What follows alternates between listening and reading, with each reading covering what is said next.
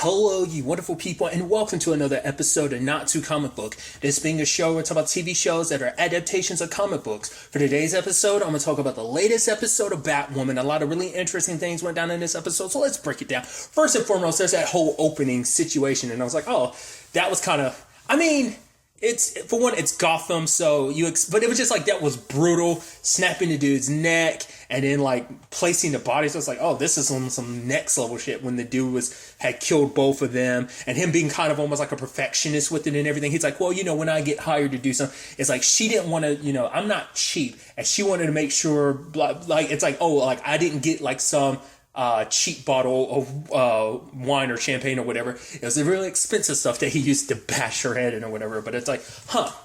And then like the moment he starts taking off his shirt and we saw the scars, I was like, no way, Victor freaking Zsasz, are you serious? I was like, no way. Which I also feel bad for that actor, because I wonder does he get typecast a little bit? Because at least one of the things I know him from, because this isn't his first rodeo in a superhero show, because he was actually in season 1 of Daredevil. He was a hired gun / assassin in that as well. So I thought that was kind of interesting. But I was like, no way, freaking Zsasz. And I loved him, the whole, like, because, like, just how he was just like, wow, I don't have any more space. He's like, almost time for retirement, and then he cuts his own head. And, like, obviously, once again, if you're unaware what Zaz's whole thing is, he cuts himself. I mean, they explain it in the episode, but he cuts himself for every victim he has.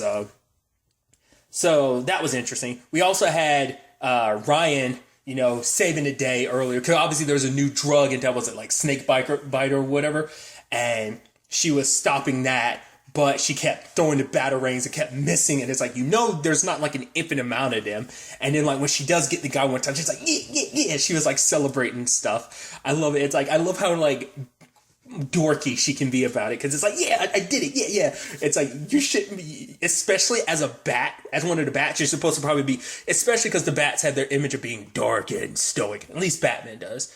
I mean, the rest don't usually have that image. I don't think, like Batgirl or Robin, neither one of them typically has that same image. It's usually Batman, the one that's, oh, you should fear him, so dark and stoic. The others, I feel like, let their personalities come out at least a little bit more. I think that in itself speaks volumes about Bruce, but regardless, also having to balance that with like, hey, I gotta go, my parole officer, right? Is like, do you have a job? And she lies and it's like, oh, I work at the hold. And Mary's like, yeah, she works at the hold. So it's like having to cover that for her. So that's interesting. Well, I also love later on, it's like, oh, with the whole thing with Hamilton, it's like, oh, don't you own, it's like, yeah, but after my mom died, I sold my shares and I'm not really close to anyone on the board. So, and she said, whoa, wait a minute. So that means you're like a multi-billionaire? Why am I getting paid $12.50 at the hold? And she's like, we can talk about that later. I love that awkward conversation. But obviously, Ryan needs her. I even love the whole situation of her being like, yeah, because we'll get to hang out a lot more. And it's like, oh, which I thought initially Ryan was going to take that as like, oh, you want to hang out with me? Like, oh, like I thought it was just going to be like a professional thing, but but it's like, yeah, this way we can make it a lot easier when it's time to do your training and stuff. But it's like, for her, it's like, I thought this was kind of like a temporary thing until Kate came back, and Mary's like, yeah. And you're like, at that moment, you're like, right. Mary kind of was making it clear, like, unlike Luke, she didn't have a lot of hope that Kate was still out there and alive.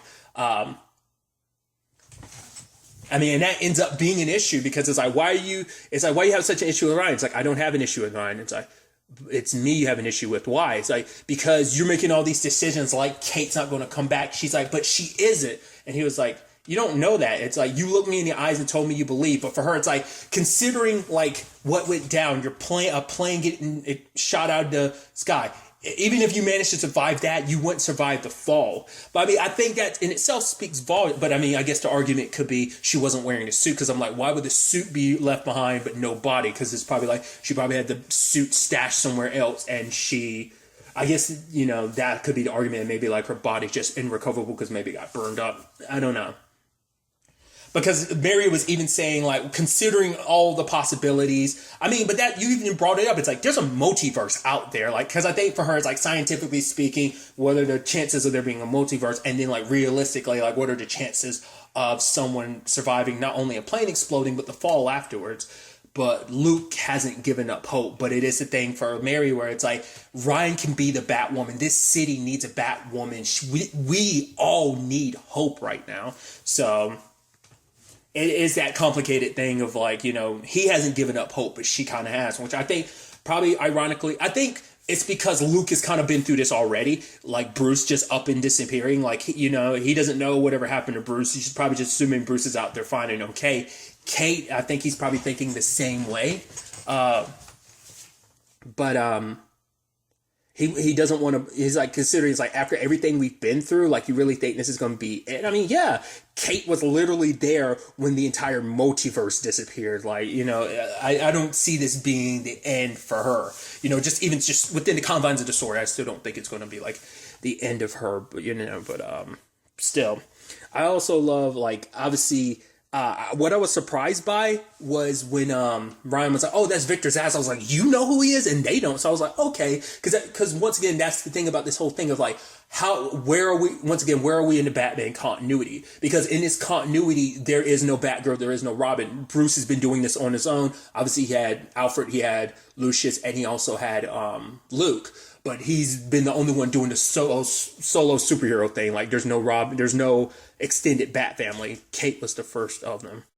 So I was also wondering about the villain. So I was like, oh, so does Victor know Bruce? I mean Batman or not? Maybe this is his first outing. Like, maybe he's done the whole like, oh, I'm a hitman assassin for hire, but Batman never crossed paths with him. That's what I was wondering, considering Ryan was the one who knew him, but Luke and Mary didn't. But it's like, and it's interesting. It's like, whoa. How do you know Victor? He's like, well, we kind of ran in similar circles. And Mary's like, well, she said ran, that's the whole. And I was like, really? For you to know Victor's, it's like, oh, because it turns out this is all connected to her ex, Angelique. And like, even Victor was like, whoa, you're her ex? You're Angelique's ex? Wow, okay. Do whatever you want. Just don't do to me what you did to her. I mean, it's like, wow, you kind of, and it's like, what's that about? It's like, oh, it's like you broke her heart. Now, I'm assuming the way they're setting this up, it seems like that's going to be an eventuality in this storyline, those two crossing paths again. Probably not going to, it might be a situation where it might be dude, it'd be interesting. I'm reading too much into it. It'd be interesting if we're going down the like a similar vibe of like Ryan and her ex running into each other. Maybe it's kind of similar to Batman and Catwoman, where it's like, well, obviously Selena finds out about Bruce's identity, and obviously, I mean, depending on the continuity, I'm sure, and it becomes like a bit of their cat and mouse thing. So maybe that's the thing where like Angelique pops up and she's like, Ryan, and it's like, and that becomes like a little bit of a thing, like it's a mirror image to the whole Catwoman and Batman thing. That'd be kind of interesting if they went down that route with it, but now, because remember Ryan was saying that the drugs she got caught with are her ex's. Now, this whole thing brought up the question in my mind, did Ryan know about her ex's like criminal side? Was it a thing of like, oh, she was kind of a bad girl, so I kind of liked that about her, but I didn't realize how much of a bad girl she was. Like, maybe she was aware of what Angelique was up to, but it's just kind of like you do your thing. I won't, as long as, I'll keep my nose out of your business. Or was it a thing of she was completely unaware? So like when she got caught with the drugs and everything, she got sideswiped by everything, being like, wait, not only do I have these drugs on me, you're this criminal. I'm curious to dive into that to find out like how much she knew about Angelique ahead of time. But like, that shows you what kind of criminal circle she runs in. If like, it's like, oh, you're like Victor knows her ex and everything. So I thought that was interesting. Which I should also talk about Batwoman and Zaz's first meeting. And he was so calm and she's about to go for the batarangs and it's like, they're all going. He's like, someone didn't replace them. And then she was like, wait, they're not. And Mary was like, wait, they're not infinite. It's like, are you guys, well, to be fair, you guys are both still kind of new to this whole Bat thing. But for him, he's like, oh, like he talks about the fact is that he can see through Ryan because he was like, oh, I don't see the I don't see the you in you. I don't even see the you in Batwoman because it's like, you're the one that looks more uncomfortable in your skin. She's like, the suit wasn't built for me. It's like, yeah, but you're you. I don't see the Batwoman in you. And I thought that was so interesting. And she's like, I'm not taking advice from a dude who cuts his own skin or something like that. Which also, he pulls out like a rocket launcher. Luckily, she's able to dodge it in time. But I love the development of the story where it's like, okay, we got this list, but it seems like all these regular people, like, what's this all about? And then we find out the twist of like, why all these regular people are on the list. Because it turns out the Desert Rose, the cure that Mary gave them, it turns out that it it is a cure for everything.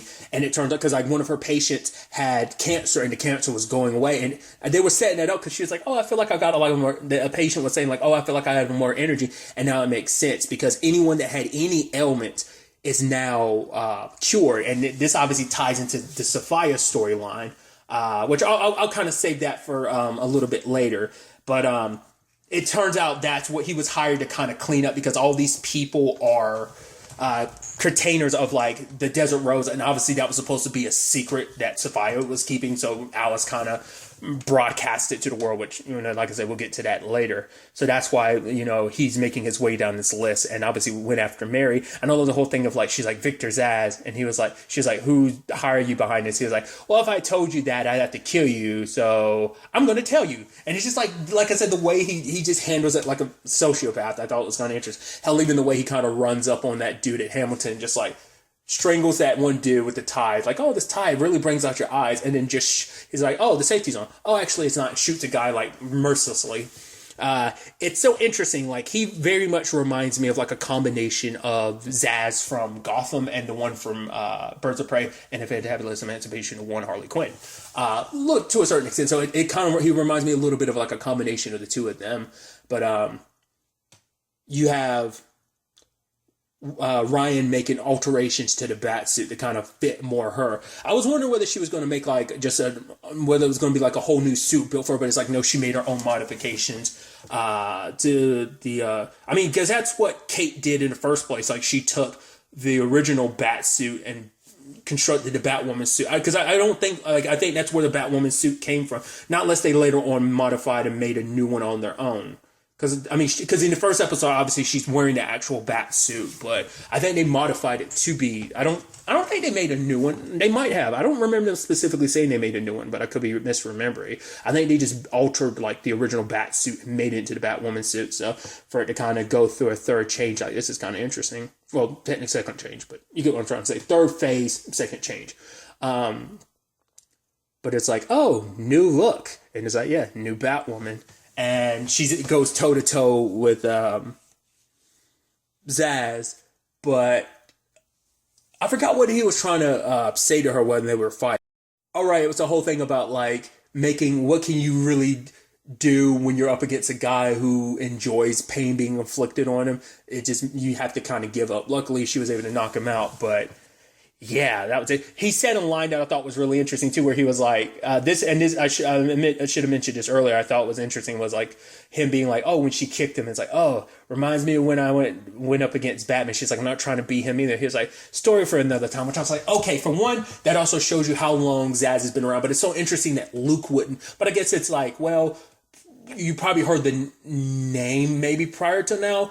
Well, no, because Ryan had to explain the whole gimmick, so that might have predated Luke. So Luke might not be well versed in all the Batman villains that came about before him and Bruce locked up. I mean, join force, because we don't know like how long it was before Luke started helping out Bruce. Like, I don't think he ever went into the specific time frame of how long he was helping Bruce. It might not have been that long if he doesn't know all the ins and outs and stuff. Like, hell, doesn't even know that the Batmobile was secretly in the Batcave and everything. But yeah, because I brought it up before, because we know that certain villains exist in this continuity. We know Riddler exists. We know obviously Hush exists, because we actually saw Hush get born in this continuity. Well, it's already existed, but he fully became Hush in this continuity. We because of Elseworlds, the crossover, we know that Bane, Mr. Freeze, I mean, obviously, and we also know Joker exists in this continuity, and Scarecrow, because they also talked about the fact that, the new drug that's on the streets at Snakebite is a combination of mushrooms and Scarecrow's fear toxin, which is interesting. So that's the new, because at first it kind of reminded me of like, Vertigo was hitting the streets in Star City. So it kind of, well, at the time it was Starling City, but it just kind of reminded me of that a little bit. So I was like, oh, interesting. God, getting high on Scarecrow's fear toxin. I mean, getting consumed by it's kind of, well, I guess that also depends on the continuity, but getting consumed by it was made him who he was, made Dr. Crane into Scarecrow. So, I mean, makes you wonder what kind of lasting, aside from the addiction, like what other effects that's going to have on people. I guess we'll see that more as the season progresses. But another thing I thought was pretty interesting too, it's like, okay, the guy behind the snake bites, yeah, who is it? I don't know.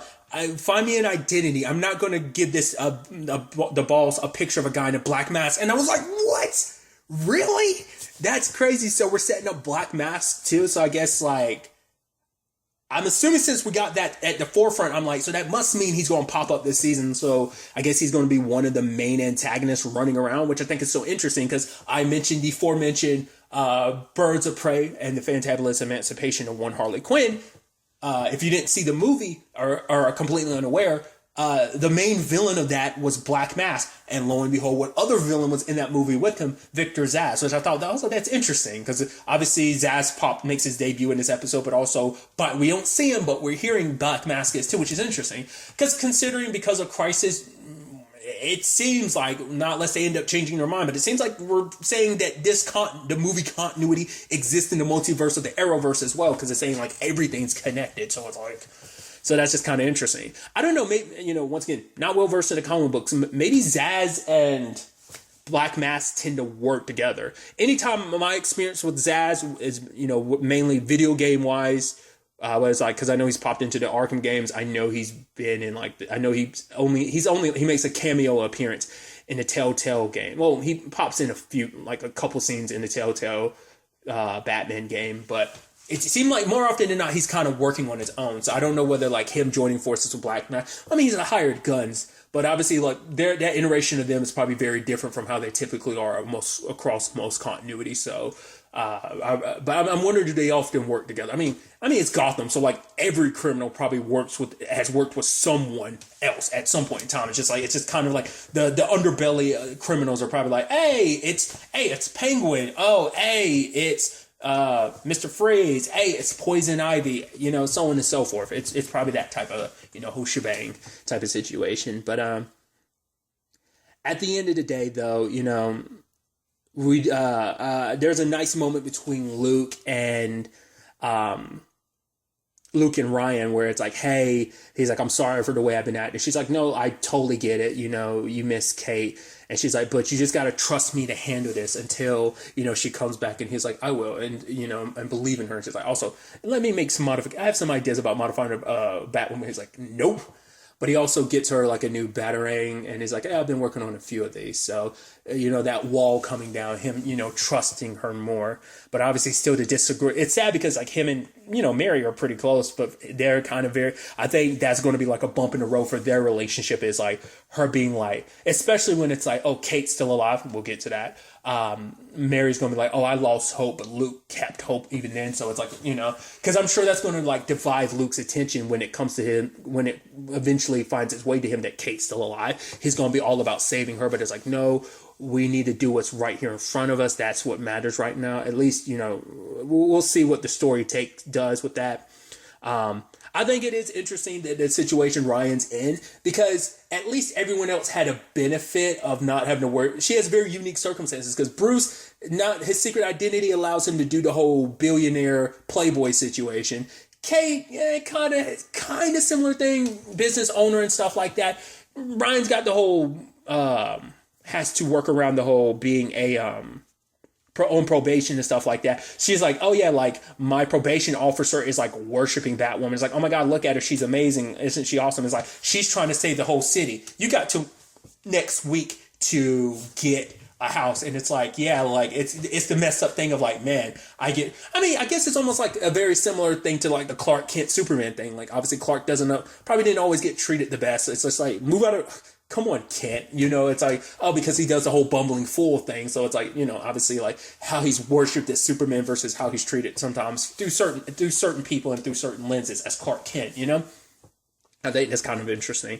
I also thought it was fascinating because they're like, oh, Batgirl saves the day or something. And I was like, oh, that's interesting. Because once again, there's actually no Batgirl in its continuity, which is interesting because like, if you're unaware, like Batgirl, well, at least Barbara Gordon, because she's supposed to be Oracle in the time frame of Titans, but they're introducing her. So like once again, showing you the difference of like continuities, like because obviously we know because currently in that continuity they're on their second Robin, Jason Todd.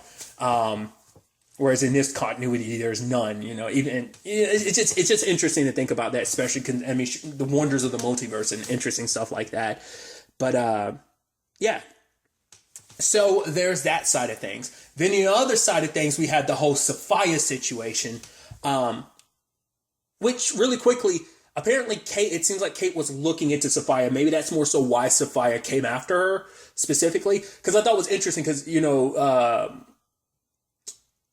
Jacob was like, why was she looking at a paint by Jack Napier? And I was like, at first I had to pause because I was like, wait, isn't that one of Joker's aliases? I swear that's one of his aliases. I could be wrong, but I swear that's one of his aliases. I was like, oh, that's interesting. Maybe she has some kind of connection, maybe not. And maybe it's a thing where some people don't know that that's him, or like I said, maybe not unless that's someone else's alias. I swear it's Joker. I'll have to look it. I'll look it up after the recording. Just so I don't have to stop while I'm currently in my current train of thought.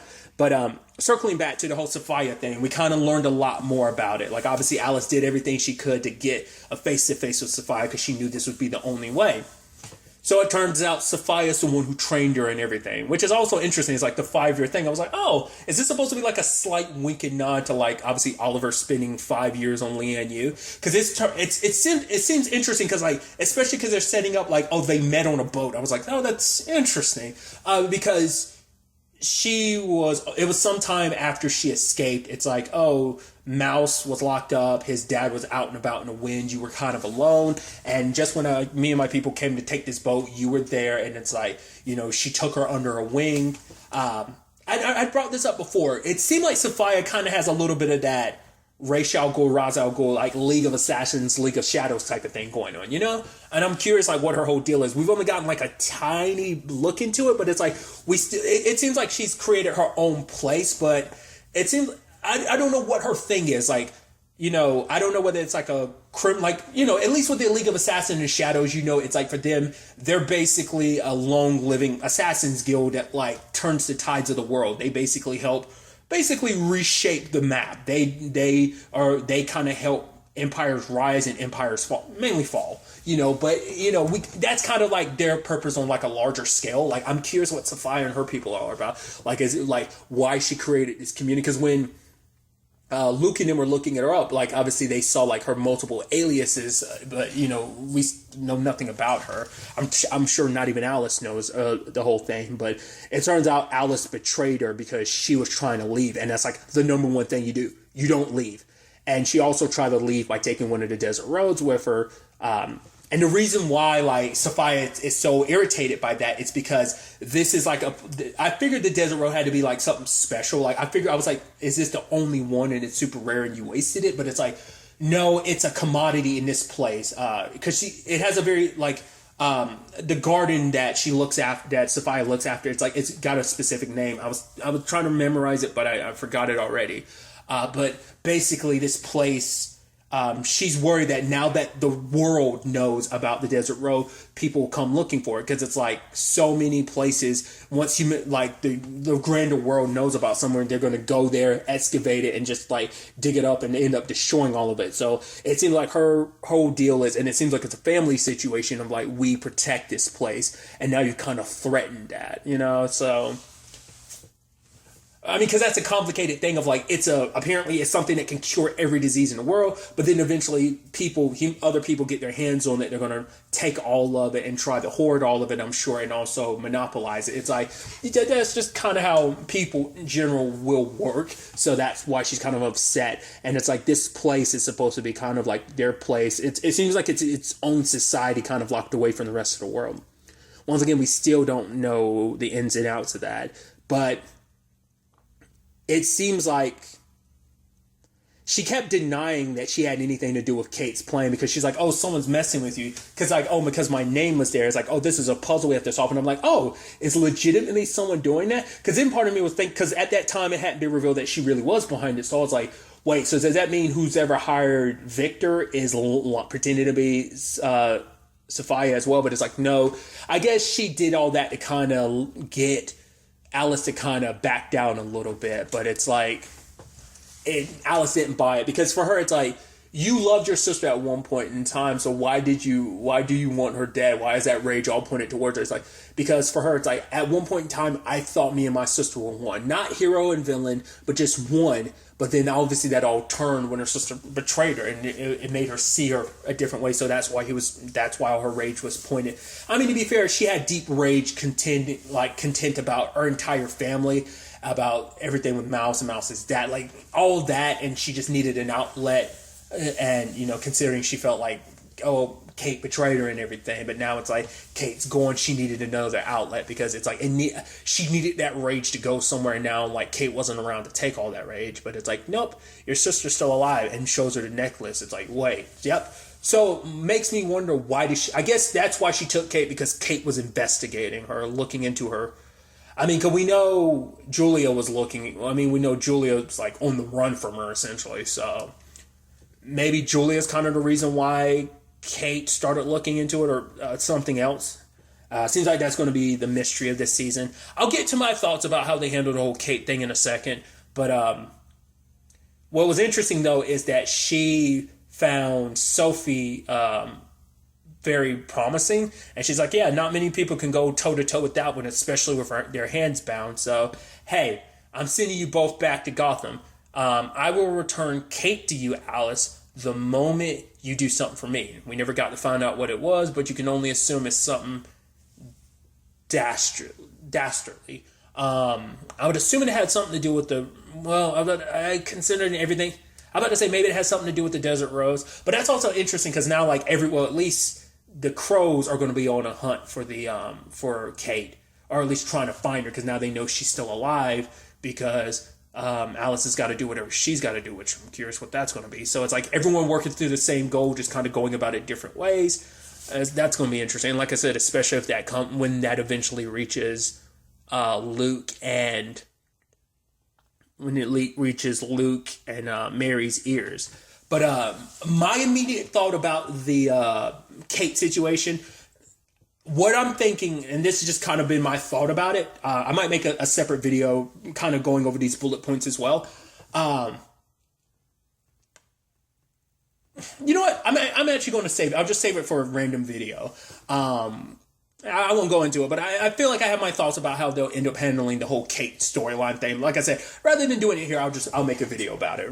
I'd rather not do the whole thing of repeating myself, because I feel, but regardless, be on the lookout for that video. I don't know when it's going to end up going up. I'll try and film it sometime this week, and maybe it'll go up sometime next week. I got something else in mind to record as well, full of ideas this night of recording. But regardless, tangents and all aside, I'm really interested to see where things takes us going forward into this next episode, especially introducing the fact is that we have, like I said, introducing Black Mask, now this whole Sophia thing, like so many different angles. I'm interested to see where it all goes. I think I was seeing that there isn't going to be an episode next week. I believe it's going to be one the week after next, on Valentine's Day. I believe. I could be mistaken, but I was seeing that somewhere. So, yeah. Either way, I'm interested to see where the next episode takes us. So, but really, that's all I'm going to talk about. Until the next time we meet, be happy, be safe, live life to the fullest, and enjoy it. Good day, and goodbye.